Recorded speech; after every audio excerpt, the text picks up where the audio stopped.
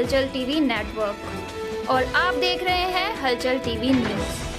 हर हलचल पर नजर, हर हलचल की खबर। नमस्कार दर्शक मित्रों, हलचल टीवी न्यूज़ में आपનું हार्दिक સ્વાગત છે। ખંભાતના પૂર્વ ધારાસભ્ય ચિરાગ પટેલે પ્રદેશ પ્રમુખ CR પાટીલના હસ્તે ભગવો ખેસ ધારણ કર્યો। ખંભાતના કોંગ્રેસના પૂર્વ ધારાસભ્ય ચિરાગ પટેલ પોતાના 1500 કરતાં પણ વધારે સમર્થકો સાથે ભાજપમાં જોડાયા હતા। કોંગ્રેસના અનેક કાર્યકરો ચિરાગ પટેલના સમર્થકો, સહકારી આગેવાનો અને સરપંચો બીજેપીમાં જોડાયા હતા। લોકસભાની ચૂંટણી પહેલાં જ ભાજપમાં મેગા ભરતી મેળો જોવા મળી રહ્યો છે। ગઈકાલે જૂનાગઢના ભેંસાણ ખાતે પૂર્વ ધારાસભ્ય ભૂપત ભાયાણી અને અપક્ષના ઉમેદવાર અરવિંદ લાડાણી પોતાના કાર્યકર્તાઓ સાથે ભાજપમાં જોડાયા હતા। ત્યારે આજરોજ ખંભાતના પૂર્વ ધારાસભ્ય ચિરાગ પટેલે CR પાટીલના હસ્તે કેસરીયો ખેસ ધારણ કરી ભાજપમાં પ્રવેશ મેળવ્યો હતો। તેમની સાથે 1500 કરતાં પણ વધારે સમર્થકો ભાજપમાં જોડાયા છે। આ વેળાએ ગુજરાત ભાજપ પ્રદેશ અધ્યક્ષ CR પાટીલે જણાવ્યું હતું કે ચિરાગ પટેલને તેમની ભૂલ સમજાઈ છે એટલે તેઓ પરત ફર્યા છે। તો બીજી તરફ ભાજપમાં જોડાયા બાદ ચિરાગ પટેલે કહ્યું હતું કે કોંગ્રેસમાં કાંઈ લેવાનું નથી, કોંગ્રેસ દિશાવિહીન બની ગઈ છે। જો તેઓ ભગવાન શ્રી રામનો વિરોધ કરતા હોય તો ત્યાં રહેવું યોગ્ય નથી, જેથી હું ભાજપમાં જોડાયો છું। ખંભાત વર્ષોથી ભાજપનો ગઢ રહ્યો છે।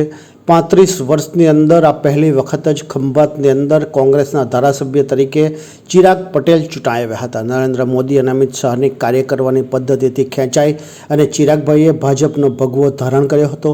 ચિરાગ પટેલ પોતાના ભાષણની અંદર 2 થી 3 વાર ભાવ વિભોર બની ગયા હતા અને ગડગડા થઈ ગયા હતા। CR પાટીલે પણ કોંગ્રેસ ઉપર શાબ્દિક પ્રહારો કર્યા હતા।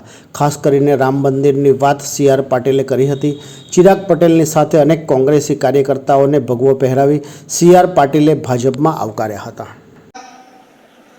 ખૂબ અહીંયા પૈસા લાવીને કામ પણ કર્યું, બોલો બી કર્યું।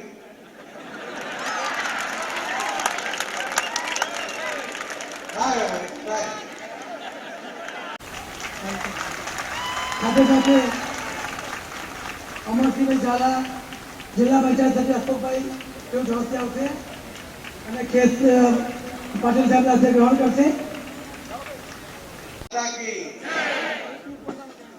આવો ધીરો ધીરો ના ચાલે ભાઈ, જમવાનું બાકી છે જલ્દી મત કરશો પણ બધે તમારે રિસ્પોન્સ તો આપવો પડે। બંને હાથ જોડીને ભારત માતા કી એને વાત કરી તો ફક્ત વિકાસ માટેની માંગણી કરી કે પાણીનું કંઈ કરજો, કોઈ શરત નહીં। જય જય શ્રી રામ। આજના કાર્યક્રમ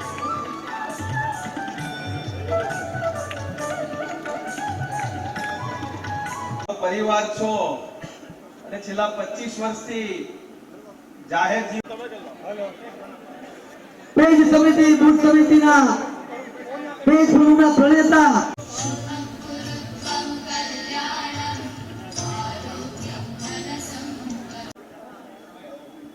આખો દેશ એ રામમય બની ગયો હોય ત્યારે ખંભાત એમાંથી બાકી ના રહી શકે અને ચિરાગ પણ ન રહી શકે અને એટલે ચિરાગભાઈ સામેથી આવ્યા। અમને કહ્યું ધારાસભ્ય બનવું કોઈ નાની વાત નથી અને ધારાસભ્યમાંથી રાજીનામું આપી દેવું એના માટે તો કલીધું જોઈએ।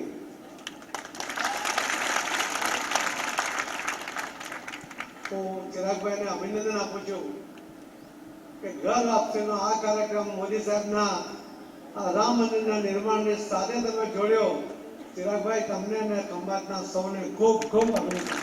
ભારતીય જનતા પાર્ટી હતું અને આજે સ્વર્ગસ્થ શિરીષભાઈ શુક્લને પણ નમ્ર શ્રદ્ધાંજલિ આપું છું ને એમને પણ આપણે યાદ કરીએ કે શિરીષભાઈએ કંડારેલી ભારતીય જનતા પાર્ટીની આ કેડી આજે એના ફળ દરેક કાર્યકર્તા ચાખી રહ્યા છે।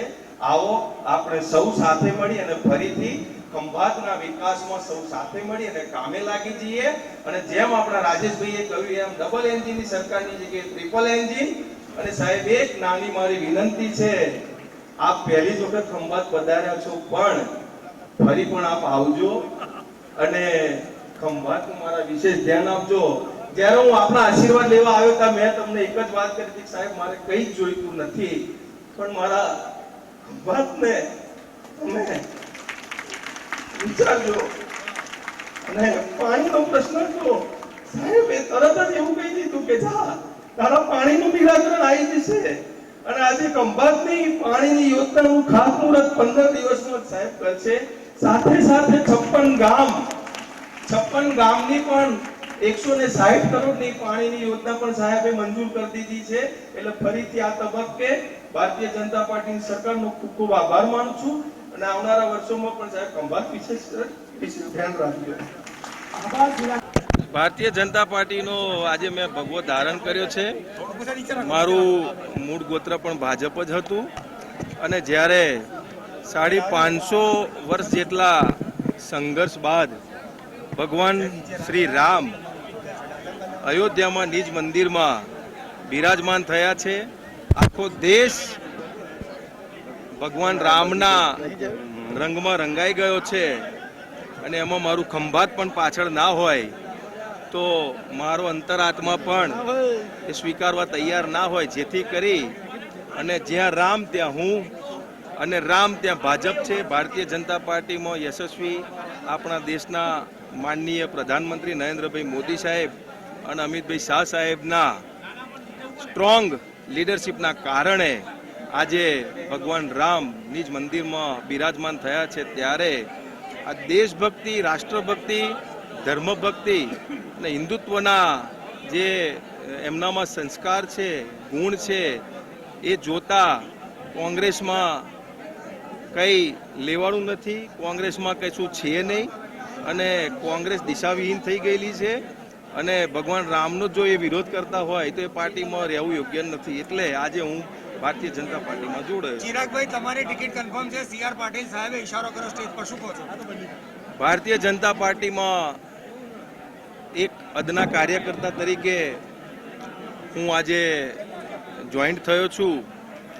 એટલે આવનારા સમયમાં ભારતીય જનતા પાર્ટી જે જવાબદારી આપશે મને એ પૂરી ઈમાનદારીથી હું નિભાવીશ. તમારા વિજય સરઘસમાં આવવાની વાત કરીએ, ટિકિટ તો કન્ફર્મ જ છે ને સાહેબ?